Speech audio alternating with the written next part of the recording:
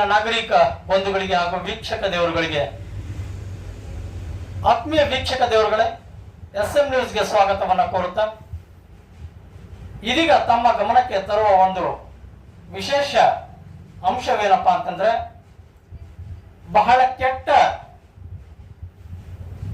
ಒಂದು ಪ್ರಾಯಶ್ಚಿತ ರೂಪದಲ್ಲಿ ಅನುಭವಿಸಬೇಕಾಗಿರ್ತಕ್ಕಂಥ ನೋವು ಈಗ ಅದರ ಹೊರಗೆ ಹಾಕ್ತಕ್ಕಂಥ ನಿಟ್ಟಿನಲ್ಲಿ ಹಾಗೂ ಆ ನೋವಿಗೆ ಸೂಕ್ತವಾಗಿ ಸ್ಪಂದಿಸ್ತಕ್ಕಂಥ ನಿಟ್ಟಿನಲ್ಲಿ, ಪರಿಹಾರ ದೊರಕತಕ್ಕಂಥ ನಿಟ್ಟಿನಲ್ಲಿ ನಾವು ನಮ್ಮತನವನ್ನ ಗುರುತಿಸಿಕೊಂಡು ಹೋರಾಡಬೇಕಾಗಿದೆ. ಆತ್ಮೀಯ ವೀಕ್ಷಕ ದೇವರುಗಳೇ, ಬೀದರ್ ಜಿಲ್ಲೆಯ ಔರಾ ತಾಲೂಕಿನ ಬೆಳಕುಣಿ ಗ್ರಾಮದಲ್ಲಿ ದಲಿತ ವಿದ್ಯಾರ್ಥಿನಿ ಅಪ್ರಾಪ್ತ ಬಾಲಕಿ ಅತ್ಯಾಚಾರ ಮಾಡಿ ಕೊಲೆ ಮಾಡಲಾಗಿದೆ ಅಂತಕ್ಕಂಥ ಗಮನಾರ್ಹ ವಿಷಯ ಬೆಳಕಿಗೆ ಬಂದಿದ್ದು, ಮಹಿಳಾ ಆಯೋಗದ ಅಧ್ಯಕ್ಷರಾಗಿರುವ ಡಾಕ್ಟರ್ ನಾಗಲಕ್ಷ್ಮಿ ಚೌಧರಿ ಮೇಡಮ್ ಅವರೇ, ನಿಮ್ಮ ಗಮನದಲ್ಲಿಲ್ಲವೇ ಈ ಒಂದು ಬೀದರ್ ಜಿಲ್ಲೆಯಲ್ಲಿ ನಡೆದಿರುವ ದುರ್ಘಟನೆ, ದಲಿತ ಬಾಲಕಿಯ ಮೇಲೆ ಆಗಿರ್ತಕ್ಕಂಥ ಅತ್ಯಾಚಾರ ಮಾಡಿ ಏನು ಕೊಲೆ ಮಾಡಿದ್ದಾರೆ, ಈ ಒಂದು ಶಿಕ್ಷಾರ್ಹ ಅಪರಾಧ ತಮ್ಮನ ಗಮನದಲ್ಲಿಲ್ಲವೇ ಎನ್ನುವ ಸಾಕ್ಷ್ಯ ಪ್ರಶ್ನೆ ಸಾರ್ವಜನಿಕರು ಮಾಡುತ್ತಿರುವುದು ಹಾಗೂ ದಲಿತ ಬಾಲಕಿಯೆಂದು ನಿರ್ಲಕ್ಷಿಸುತ್ತಿದ್ದೀರಾ ಎನ್ನುವ ಪ್ರಶ್ನೆಯೂ ಕೂಡ ಕಾಡುತ್ತಿದೆ. ಇವಳ ಸಾವು ಅನ್ಯಾಯ ಅಲ್ಲವೇ? ಮಹಿಳೆಯರಿಗೆ ನ್ಯಾಯ ಕೊಡಿಸುವುದರಲ್ಲಿ ನೀವು ವಿಫಲರಾಗಿದ್ದೀರಿ ಅಂತಕ್ಕಂಥ ಒಂದು ತೀಕ್ಷ್ಣ ಮನೋಭಾವ ಸಾರ್ವಜನಿಕರಲ್ಲಿ ವ್ಯಕ್ತವಾಗುತ್ತಿದ್ದು, ತಕ್ಷಣವೇ ರಾಜೀನಾಮೆ ನೀಡಬೇಕು ಅಂತಕ್ಕಂಥ ಹಕ್ಕೊತ್ತಾಯ ಕೂಡ ಮಾಡ್ತಾ ಇರತಕ್ಕಂಥದ್ದು ಅಲ್ಲಗಳೆಯುತ್ತಿಲ್ಲ. ಮಕ್ಕಳ ಹಕ್ಕುಗಳ ರಕ್ಷಣಾ ಹಂಗಾಮಿ ಅಧ್ಯಕ್ಷರಾಗಿರುವ ಶಶಿಧರ್ ಕೊನೆಗೊಂಬೆ ರವರೇ, ಈ ಘಟನೆ ನಿಮ್ಮ ಗಮನದಲ್ಲಿಲ್ಲವೇ? ಈ ಮಗುವಿನ ಹಕ್ಕನ್ನ ರಕ್ಷಣೆ ಮಾಡುವುದು ಯಾರ ಜವಾಬ್ದಾರಿ? ಈ ಸಾವು ಅನ್ಯಾಯವೋ ಏನೋ ನ್ಯಾಯವೋ ನೀವೇ ಹೇಳಿ. ಈ ಕರ್ತವ್ಯ ನಿರ್ವಹಿಸುವುದರಲ್ಲಿ ನೀವು ಕೂಡ ವಿಫಲರಾಗಿದ್ದೀರಿ ಅಂತಕ್ಕಂತಹ ಒಂದು ಗಂಭೀರ ಆರೋಪ ಸಾರ್ವಜನಿಕರಲ್ಲಿ ಮೂಡಿ ಬರುತ್ತಿರುವುದು ಅಲ್ಲಗಳೆಯುತ್ತಿಲ್ಲ. ಆತ್ಮೀಯ ವೀಕ್ಷಕ ದೇವರುಗಳೇ, ಬೀದರ್ ಜಿಲ್ಲೆಯ ಔರಾ ತಾಲೂಕಿನ ಬೆಳಕುಣಿ ಗ್ರಾಮದಲ್ಲಿ ನಡೆದಿರ್ತಕ್ಕಂಥ ಈ ಒಂದು ಅತ್ಯಾಚಾರ, ದಲಿತ ವಿದ್ಯಾರ್ಥಿನಿ ಮೇಲೆ, ಅಪ್ರಾಪ್ತ ಬಾಲಕಿಯ ಮೇಲೆ ನಡೆದಿರ್ತಕ್ಕಂಥ ಅತ್ಯಾಚಾರ ಬಹಳ ಘನಘೋರವಾಗಿರ್ತಕ್ಕಂಥದ್ದು. ಆತ್ಮೀಯ ವೀಕ್ಷಕ ದೇವರುಗಳೇ, ನಮ್ಮ ಒಂದು ದೈನಂದಿನ ಜೀವನದಲ್ಲಿ ದಿನನಿತ್ಯ ಸಾಕ್ತಕ್ಕಂಥ ನಾಗಾಲೋಕದ ಜೀವನದ ಬರದಲ್ಲಿ ಭಾರತ ದೇಶ ಉಜ್ವಲ ಭವಿಷ್ಯಕ್ಕಾಗಿ ಹಾತೊರೆಯುತ್ತಿರುವುದು ಅಲ್ಲಗಳೆಯುತ್ತಿಲ್ಲ. 2050ರ ವೇಳೆಗೆ ಭಾರತ ವಿಶ್ವದಲ್ಲಿ ಅತಿ ಶಕ್ತಿಶಾಲಿಯುತ ಸೂಪರ್ ನೋವಾ ಹೊರಹೊಮ್ಮುವುದರಲ್ಲಿ ಯಾವುದೇ ಸಂದೇಹವಿಲ್ಲ ಅಂತಕ್ಕಂತಹ ಒಂದು ಪೂರಕ ಅಂಶವನ್ನ ನಾವು ಪ್ರೇರೇಪಿಸುವುದರಲ್ಲಿ ಅಲ್ಲಗಳೆಯುತ್ತಿಲ್ಲ. ಹಾಗಾಗಿ ಶಕ್ತಿಶಾಲಿಯುತವಾಗಿರ್ತಕ್ಕಂತಹ ಅನಗ್ಯ ದೇಶಗಳಲ್ಲಿ ಒಂದು ರತ್ನವಾಗಿ ಹೊರಮುತ್ತಿರುವ ಭಾರತದಲ್ಲಿ ಈ ಜಾತಿ ತಾರತಮ್ಯ ಎಷ್ಟರ ಮಟ್ಟಿಗೆ ತಾಂಡವಾಡುತ್ತಿದೆ ಅಂತಕ್ಕಂಥದ್ದು ಕೂಡ ಇಲ್ಲಿ ನಾವು ಸೂಕ್ಷ್ಮವಾಗಿ ಅಲ್ಲಗಳೆಯುತ್ತಿಲ್ಲ. ಇಲ್ಲಿಯವರೆಗೂ ಎಷ್ಟು ಹೆಣ್ಣು ಮಕ್ಕಳ ಮೇಲೆ ಅತ್ಯಾಚಾರಗಳಾಗಿದೆ, ಇದಕ್ಕೆ ಕೊನೆಯಿಲ್ಲವೇ ಎನ್ನುವ ಯಕ್ಷ ಪ್ರಶ್ನೆ ಮೂಡಿ ಬರುತ್ತಿದೆ. ಆತ್ಮೀಯ ವೀಕ್ಷಕ ದೇವರುಗಳೇ, ಬೀದರ್ ಜಿಲ್ಲೆಯಲ್ಲಿ ನಡೆದಿರುವ ದುರ್ಘಟನೆ, ಬೆಳಕುಣಿ ಗ್ರಾಮದಲ್ಲಿ ದಲಿತ ವಿದ್ಯಾರ್ಥಿನಿ ಮೇಲೆ, ಅಪ್ರಾಪ್ತ ಬಾಲಕಿಯ ಮೇಲೆ ನಡೆದಿರ್ತಕ್ಕಂಥ ಈ ಘನಘೋರವಾಗಿರ್ತಕ್ಕಂಥ ಕುಕೃತ್ಯಕ್ಕೆ ನಾವೆಲ್ಲರೂ ತಲೆ ಬಾಗಬೇಕಾಗಿರ್ತಕ್ಕಂಥ ಪರಿಸ್ಥಿತಿ ಎದುರಾಗಿದೆ. ಎಂತಹ ಅಮಾನವೀಯ ಕೃತ್ಯ ಎಸಗತಕ್ಕಂಥ ಪರಿಸ್ಥಿತಿಯಲ್ಲಿ ಇಂತಹ ಅಮಾನುಷ ಮನುಷ್ಯರು ತೊಡಗಿಕೊಂಡಿರುವುದು ಎಷ್ಟರ ಮಟ್ಟಿಗೆ ಯಾವ ಸೂಕ್ತ ವ್ಯವಸ್ಥೆಗೆ ಬಲಿ ಕೊಡಲಾಗಿದೆ ಅಂತಕ್ಕಂಥದ್ದು ಕೂಡ ಅಲ್ಲಗಳೆಯುತ್ತಿಲ್ಲ. ದಯವಿಟ್ಟು ಸರ್ಕಾರ ತಕ್ಷಣವೇ ಎಚ್ಚೆತ್ತುಕೊಂಡು ಸಾರ್ವಜನಿಕರ ಪರವಾಗಿ SM ನ್ಯೂಸ್ ನ ಪರವಾಗಿ ನಾವು ಬಹಳ ಒಂದು ಸರ್ಕಾರದ ಮೇಲೆ ಹಕ್ಕೊತ್ತಾಯವನ್ನು ಮಂಡಿಸುತ್ತಾ ದಲಿತ ವಿದ್ಯಾರ್ಥಿನಿ ಅನ್ನೋದಕ್ಕಿಂತ ಎಲ್ಲಾ ಮಕ್ಕಳು ಜಾತಿ ಮತ ತಾರತಮ್ಯವೆಡಿಸದೆ ಎಲ್ಲರೂ ಕೂಡ ಮಕ್ಕಳು ದೇವರ ಸಮಾನರು. ಇಂದಿನ ಮಕ್ಕಳೇ ನಾಳಿನ ನಾಗರಿಕರು, ಇಂದಿನ ಮಕ್ಕಳೇ ನಾಡಿನ ರೂವಾರಿಗಳು. ಈ ದೇಶದ ಭವಿಷ್ಯವನ್ನ ಬರೀತಕ್ಕಂತಹ ಮಕ್ಕಳುಗಳ ಸ್ಥಿತಿ ಚಿಂತಾಜನಕವಾಗಿರ್ತಕ್ಕಂಥದ್ದು ಬಹಳ ನಮಗೆ ಶೋಚನೀಯವಾಗಿರ್ತಕ್ಕಂಥ ನೋವು ತಂದುಕೊಡ್ತಕ್ಕಂಥದ್ದನ್ನ ಅಲ್ಲಗಳೆಯುತ್ತಿಲ್ಲ. ನಾನು ಈ ಮೂಲಕ ಆಗ್ರಹ ಮಾಡ್ತಾ ಇದ್ದೀನಿ ಸರ್ಕಾರಕ್ಕೆ, ತಕ್ಷಣ ಇದೇನು ಬೀದರ್ ಜಿಲ್ಲೆ SPO ಬಂಧಿಸಿದ್ದೀರಿ, ಜನತಾ ನ್ಯಾಯಾಲಯವನ್ನ ಏರ್ಪಡಿಸಿ ಜನತಾ ನ್ಯಾಯಾಲಯದ ಸಮ್ಮುಖದಲ್ಲಿ ಇವರನ್ನ ಹ್ಯಾಂಗ್ ಮಾಡಬೇಕು. ಈ ಒಂದು ಪ್ರಕರಣಕ್ಕೆ ನಾಂದಿ ಹಾಡಬೇಕು. ಈ ಕುಕೃತ್ಯಕ್ಕೆ ಒಂದು ಹೊಸ ತರುವಾಯ ರೀತಿಯಲ್ಲಿ ಒಂದು ವ್ಯವಸ್ಥೆಗೆ ಹಿಡಿದ ಕೈಗನ್ನಡಿಯಂತೆ ಆ ಬಾಲಕಿಯ ಸಾವಿಗೆ ನ್ಯಾಯ ಸಿಗಬೇಕಾದ್ರೆ ಜನತಾ ನ್ಯಾಯಾಲಯದ ಮಡಿಲಲ್ಲಿ ಜನತೆಯ ಮುಂದೆ ಇವರನ್ನ ಹ್ಯಾಂಗ್ ಮಾಡಬೇಕು, ಅಂದಾಗಲೇ ಜಾಗೃತಿ ಮೂಡುವುದು ಅಂತಕ್ಕಂಥ ಹಕ್ಕೊತ್ತಾಯವನ್ನ ಮಂಡಿಸುತ್ತಾ ಇನ್ನೆಷ್ಟು ನಮ್ಮ ಮಕ್ಕಳು ಬಲಿಯಾಗಬೇಕು ಇಂತಹ ಕೃತ್ಯಕ್ಕೆ. ಇದಕ್ಕೆ ಕೊನೆ ಇಲ್ಲವೇ? ಇದಕ್ಕೆ ಸರ್ಕಾರವು ಯಾವ ರೀತಿ ಕ್ರಮ ತೆಗೆದುಕೊಳ್ತಾ ಇವೆ? ಅಲ್ಲಿಂದ ಇಲ್ಲಿವರೆಗೂ ಕಾಂಗ್ರೆಸ್ BJP JDS ಸರ್ಕಾರಗಳು ಆಳಿಕೊಂಡು ಬಂದರೂ ಕೂಡ ಈ ಒಂದು ದುರ್ಘಟನೆಗಳು ನಿಲ್ಲುತ್ತಿಲ್ಲ ಅಂತಕ್ಕಂಥ ಕಳವಳಕಾರಿ ವಿಷಯ ನಮ್ಮಲ್ಲಿ ಮುಕ್ತವಾದ ಪ್ರಶ್ನೆಯೊಂದಿಗೆ ಕಾಡುತ್ತಾ ಬಂದಿದೆ. ಸೊ ಹಾಗಾಗಿ ಔರಾದ್ ತಾಲೂಕಿನ ಈ ಒಂದು ಏನ್ ಘಟನೆ ಸಂಭವಿಸಿದೆ, ಈ ಘಟನೆಗೆ ತಕ್ಷಣ ಪೊಲೀಸ್ ಇಲಾಖೆ, ಸರ್ಕಾರದ ವ್ಯವಸ್ಥೆ ಮತ್ತು ಮಹಿಳಾ ಆಯೋಗದ ವರ್ಗದ ಎಲ್ಲ ಅಧಿಕಾರಿಗಳು ಎಚ್ಚೆತ್ತುಕೊಂಡು ತಕ್ಷಣವೇ ಇದಕ್ಕೆ ನ್ಯಾಯ ಒದಗಿಸುವ ನಿಟ್ಟಿನಲ್ಲಿ ಕ್ರಮ ಕೈಗೊಳ್ಳಬೇಕು ಅಂತಕ್ಕಂತಹ ಮನವಿಯನ್ನು SM ನ್ಯೂಸ್ ಕಡೆಯಿಂದ ನಾವು ಮಾಡ್ಕೊಳ್ತಾ ಇದ್ದೀವಿ. ನೀವೇನು ಬಂಧಿಸಿದ್ದೀರಿ, ಬಂಧಿಸಿ ಅವ್ರನ್ನ ಜೈಲಿನಲ್ಲಿ ಊಟ ಕೊಟ್ಟು ಸತ್ಕರಿಸುವುದು ಸರಿಯಲ್ಲ.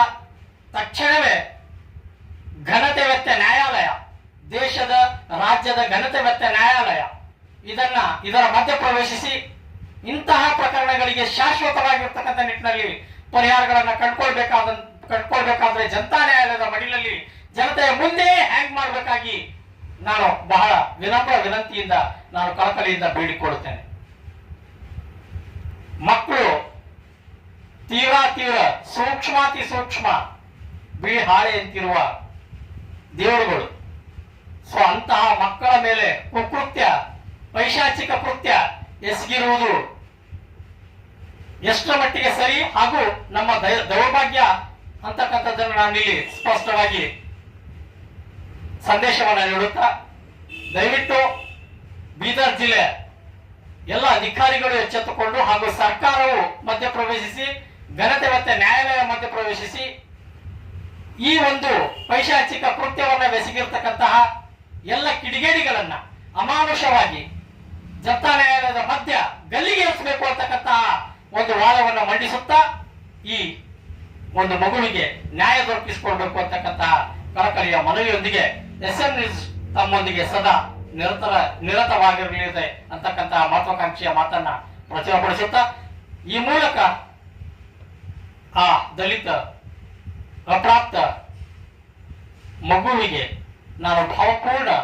ಶ್ರದ್ಧಾಂಜಲಿಯನ್ನು ಸಲ್ಲಿಸುತ್ತಾ ಇನ್ನೆಷ್ಟು ಮಕ್ಕಳುಗಳು ಬಲಿಯಾಗಬೇಕು ಅಂತಕ್ಕಂತಹ ನಿಟ್ಟಿನಲ್ಲಿ ಸರ್ಕಾರ ಎಚ್ಚೆತ್ತುಕೊಂಡು ತಕ್ಷಣ ಈ ಮಗುವಿಗೆ ಶಾಶ್ವತವಾಗಿರ್ತಕ್ಕಂತಹ ನೋವಿಗೆ ವಿದಾಯ ಹೇಳಬೇಕು ಅಂತಂದ್ರೆ ಮುಂದೆ ಮತ್ತೆ ನಮ್ಮ ಮಕ್ಕಳಿಗೆ ಈ ರೀತಿಯ ದುರ್ಘಟನೆಗಳು ಸಂಭವಿಸದಂತೆ ಸರ್ಕಾರ ಎಚ್ಚೆತ್ತುಕೊಂಡು, ಪೊಲೀಸ್ ಇಲಾಖೆ ಎಚ್ಚೆತ್ತುಕೊಂಡು, ನ್ಯಾಯಾಂಗ ವ್ಯವಸ್ಥೆ ಎಚ್ಚೆತ್ತುಕೊಂಡು ಈ ನಿಟ್ಟಿನಲ್ಲಿ ಒಂದು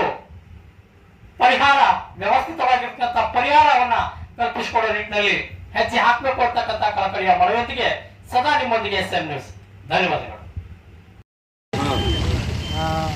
ಅಪ್ರಾಪ್ತ ಬಾಲಿಕೆಯಾದಂಥ काय म्हणली ना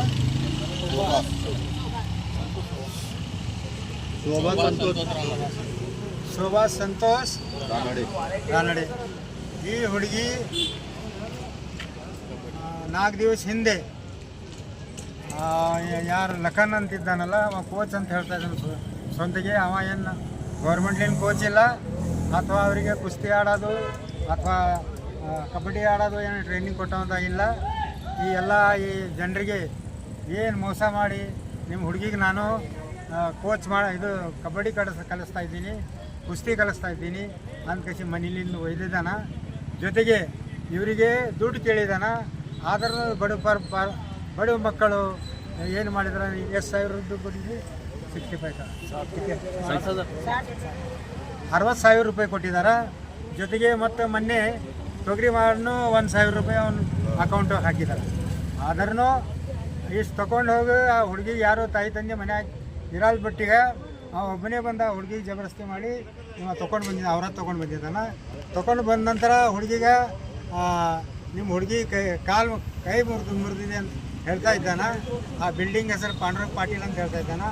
ಬಟ್ ಇವ್ರಿಗೆ ಎಲ್ಲಿ ಕರೆದಾನಂದರೆ ಬ್ರಿಮ್ಸ್ ಹಾಸ್ಪಿಟಲ್ ಬೀದರ್ ಕರೆದು ಕಸಿ ನಿಮ್ಮ ಹುಡುಗಿದು ಕೈ ಮುರಿದಿದೆ ಅಂತ ಹೇಳ್ತಾನೆ.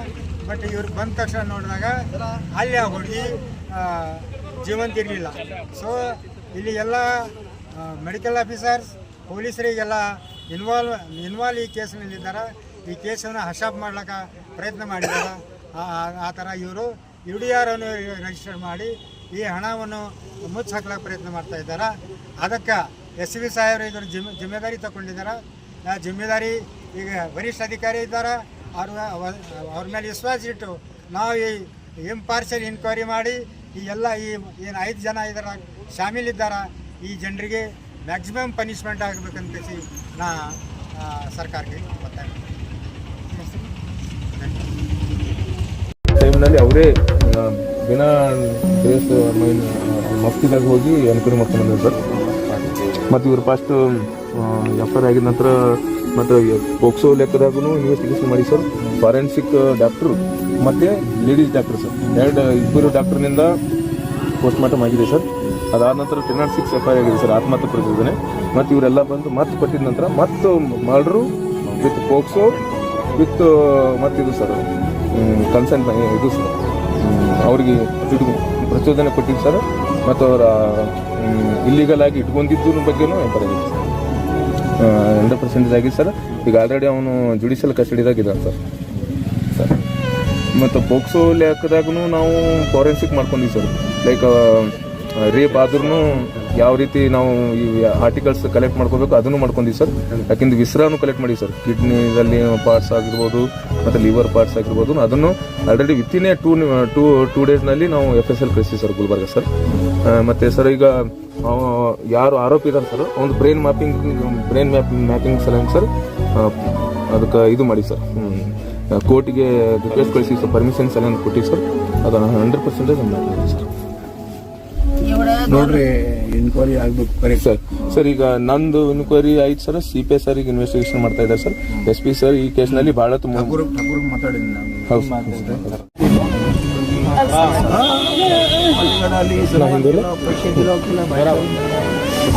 आता काय करतो गाडी बघा तुम्ही 2 वर्ष घेऊन गेल्याच्या नंतर एक वर्षी काही म्हणलं नाही. दुसऱ्या वर्षी 1,30,000 रुपये दे तुझ्या मुलीला घेऊन जाणं.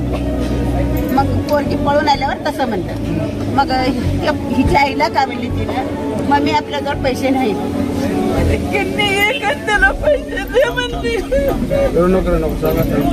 ಅರೆಸ್ಟ್ ಆಗಿದೆ ನಾವು. ಅರೆಸ್ಟ್ ಹೋಗಿ ಸರ್. ಏನು ಇನ್ಕ್ವೈರಿ ಏನು ನಡೀತದೆ ಸರ್. ಅಭಿ ರಿಪೋರ್ಟ್ ಅನ್ನೋಕೆ ಸರ್ ಚಂದ್ರ ಸರ್. ವಸೀಂ बहुत ದಿನನೇ ಅರೆಸ್ಟ್ ಮಾಡಿ ಸರ್. ಮತ್ತು ಸರ್ ಅಂದರೆ 302ದಾಗ ತೊಗೊಂಡಿವಿ ಸರ್ FIR. ಮೊದಲು 306ನ ಕೊಟ್ಟಿದ್ದೀವಿ ಸರ್, ಅಂದ್ರೆ ಆತ್ಮಹತ್ಯೆಗೆ ಪ್ರಚೋದನೆ ಕೊಟ್ಟಿದ್ದು ಸರ್. ಆಮೇಲೆ ಈಗ 302 ಮತ್ತು ಪೋಕ್ಸೋನು ತೊಗೊಂಡಿವಿ ಸರ್. ಅವರು ವಯಸ್ಸಾಗಿದೆ ಹುಡುಗಿ ಸರ್, ಹುಡುಗಿ ಮೈನರ್ ಇದೆ. ಹುಡುಗಿ ಮೈನರ್ ಇದ್ದಾಳೆ ಸರ್ ಆಕಿ ನ್ಯಾಷನಲ್ ಲೆವೆಲ್ ಕಬಡ್ಡಿ ನಾವು ಸಬ್ಮಿಟ್ ಮಾಡ್ತೀನಿ ಹಾಂ ಸರ್ ನಮ್ಮ ಕಡೆ 2 ಟೈಮ್ ನಮ್ಮ ಯಾತ್ರೆಗೆ ಬಂದಿಲ್ಲ ಕುಸ್ತಿ 3 ಟೈಮ್ 4 ಟೈಮ್ ಬಂದ ತಮಗೆ ಗೊತ್ತಿದ್ದೇ ಸರ್ ತಮಗೆ ಗೊತ್ತಿದ್ದೇ ಇದೆ ಸರ್ ಸರ್ ಅವನ ಬಗ್ಗೆ ನಿರ್ದಾಕ್ಷಿಣ ಯಾವಾಗ ಸತ್ತಿದ್ದ ದಿನನೇ ಅರೆಸ್ಟ್ ಮಾಡಿ ಸರ್ ಹಾಂ ಸರ್ ಎನ್ಕ್ವೈರಿ ಮಾಡಿ ಸರ್ ಎಸ್ ಪಿ ಸರ್ ಖುದ್ದಾಗಿ ಅವರೇ 1 ದಿನ 2 ದಿನ ಇಲ್ಲೇ ಕುಂತು सर ಮತ್ತೆ नाही तुम्ही लई गलती केला लखन तुम्ही लई गलती केला तुम्ही लेकराला मला लई आणण्यात बोलला तुम्ही नाही लखन न लखन नाही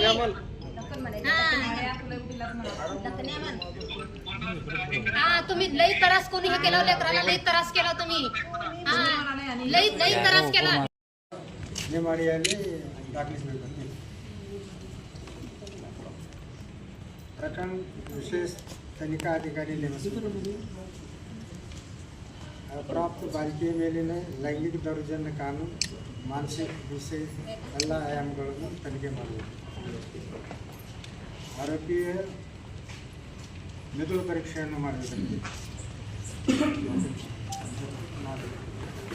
ಯಾರು ಬಿಲ್ಡಿಂಗಿನಾಗ ವಾಟರ್ ಪಾಟೀಲ್ ಅಂತ ಸೊ ಅವನಿಗೆ ಒಬ್ಬನಿಗೆ ಅಂತಂದ್ರೆ ಎಲ್ಲ ಹೇಳ್ತಾರೆ ಈವನ್ ಅಯ್ಯ ಅವ್ರದ್ದಾಗ ಯಾರು ಇರ್ತಾರೆ ಸೊ ಅವ್ರ ಮನೆಯಾಗಿದ್ದಾನೆ ಅಂತ ಹೇಳ್ತಾರೆ ಆ್ಯಕ್ಚುಲಿ ಡೆಡ್ ಆಗಿದ್ದು ಅಲ್ಲೇ ಹುಡುಗಿ ಇಲ್ಲಿ ಡೆಡ್ ಆಗಿದ್ದು ಹುಡುಗಿ ತಂದು ಗುರುನಾನಕ್ ಹಾಸ್ಪಿಟಲ್ ಆ ಡೆಡ್ ಬಾಡಿ ಇದೆ ಅಂತ ವಾಪಸ್ ಕಳಿಸ್ತಾರೆ ಬ್ರಿಮ್ಸ್ ಆಗಿದ್ದು ಈ ಥರ ಅವನು ನೋಡಿ ಯಾರು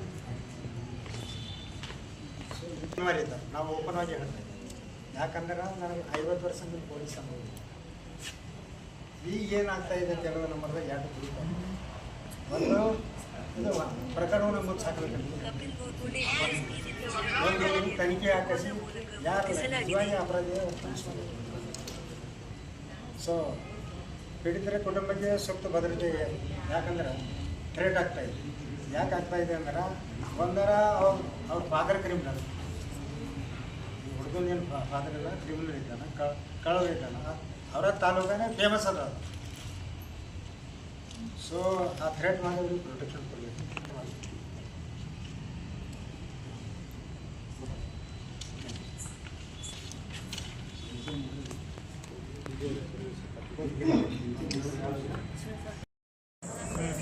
ಬಂದಿದೆ